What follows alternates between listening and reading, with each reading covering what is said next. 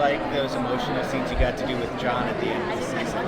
Oh man, they were very intense, and it's very hard to be serious around John. Not going to lie. It's very hard to keep my face straight because the man is just so incredibly hilarious, and he loves to play pranks on everybody all the time, especially on your coverage.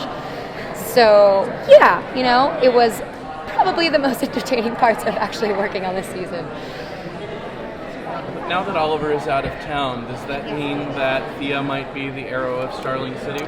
I mean, I wouldn't go saying that far, but I definitely have a feeling that, the end of season 3, we saw her helping out the team. Now that there is, no Ollie, they definitely need a little more help. So I have a feeling she's going to be kicking some ass, taking some names as well, Are you looking forward to or dreading wearing that costume? I am so stoked about it, except for during the summer.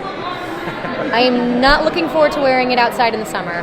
It is going to be very, very hot inside of all that very tight leather.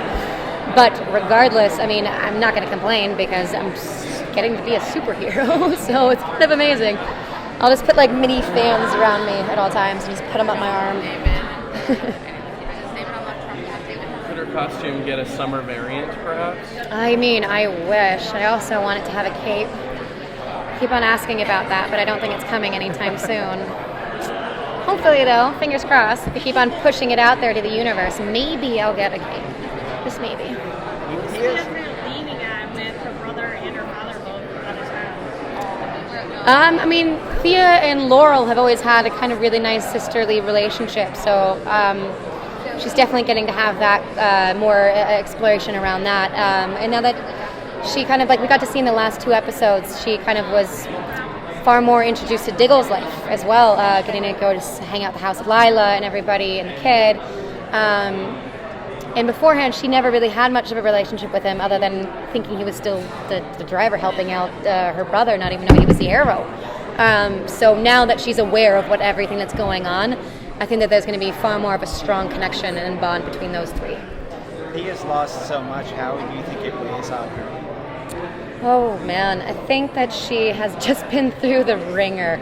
I mean, I think she's gotten to a point where her skin is pretty numb. It's going to take her a while to really feel... I don't think she's ever going to really feel normal after everything that she's gone through. But I think that's why her putting on the costume and doing what she's doing in season 4 is going to be so very good for her because it's giving her a purpose finally. And it's making her feel like she has meaning, which is very important because for so long she was just sitting on the sidelines just being lied to all the time and then not being able to feel like she was strong. There was people bringing her down continuously, so now it's her being strong. The episode where I'm sorry. Thea was responsible for Sarah's death and, was saved by the Lazarus pit, so how could she kind of be involved with Sarah's resurrection? Not allowed to say anything about that, specifically. I am sorry, because that is a very good question, and I wish I could answer it. Darn it.